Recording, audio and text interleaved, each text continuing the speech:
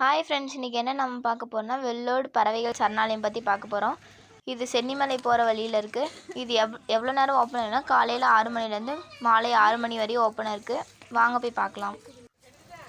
இங்கே நுழைஞ்ச உடனே பார்த்தீங்கன்னா செங்காந்தல் மலர்னு ஒன்று இருந்தது. பார்க்கவே சூப்பராக இருந்தது. ஆரஞ்சு, எல்லோ, க்ரீன்லாம் கலந்து இருந்தது.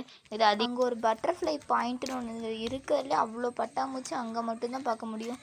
நிறையா விதமான பட்டாம்பூச்சி கலர் கலராக சூப்பராக இருந்தது. அது என்ன காரணம்னு யோசிச்சதுக்கப்புறம் தான் தெரிஞ்சது அங்கே தனியாக பட்டாம்பூச்சிக்குன்னே பிளான்ட் வச்சுருக்காங்கன்னு.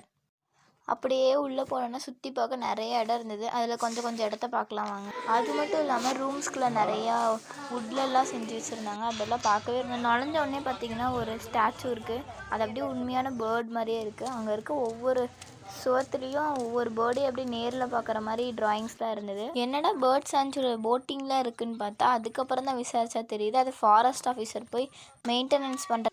அப்படியே கொஞ்சம் தூரம் நடந்தோம்னா கிரிப் வியூ பாயிண்ட் ஒன்று இருந்தது. அங்கே நின்று பார்த்தா தான் தெரியுது அது எவ்வளோ பியூட்டிஃபுல்லாக இருக்குதுன்னு. ஃபுல்லாக ட்ரீஸாக இருந்துச்சு. சூப்பராக இருந்துச்சு.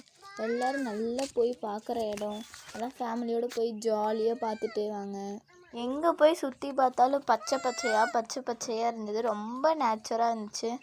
அப்படியே ஒவ்வொரு சிட்டிங் சேர்ஸில் உட்காந்து பார்த்தாலும் ஒவ்வொரு விதமாக அழகாக இருந்தது.